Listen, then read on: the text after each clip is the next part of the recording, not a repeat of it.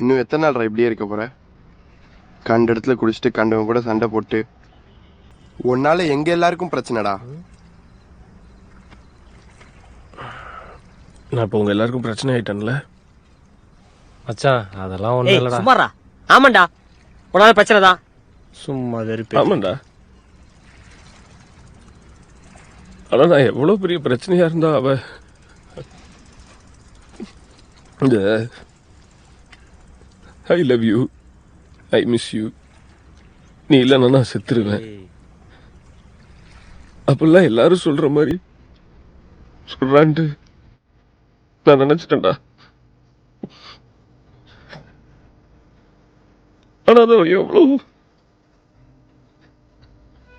கடைசியில அது பண்ணிட்டானடா.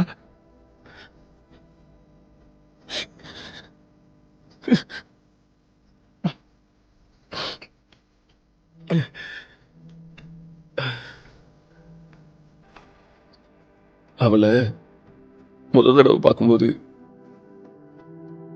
அழுதுட்டு இருந்தா. அழகா அவளை கடைசியா பார்க்கும்போதும் அழுதுட்டு தான் இருந்தா. ஆனா அது காரணம் நான் நினைக்கும் போது என்னால ஏய், ஏன் அவங்க வீட்டுல சொல்ல மாட்டாங்களா நீ அவங்க அப்பா ஒண்ணும் பண்ணலன்னு? முதல்ல நடந்த எல்லா விஷயத்துக்கும் நீ தான் காரணம். டேய், நானடா காரணம். நான் தானே.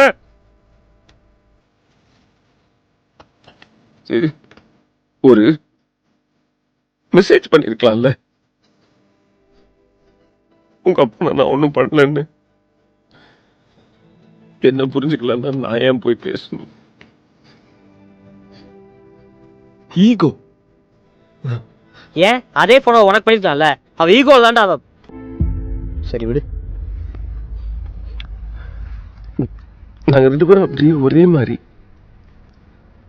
லவ் காட்டுறதா இருந்தாலும் சரி, ஈகோ காட்டுறதா இருந்தாலும் சரி,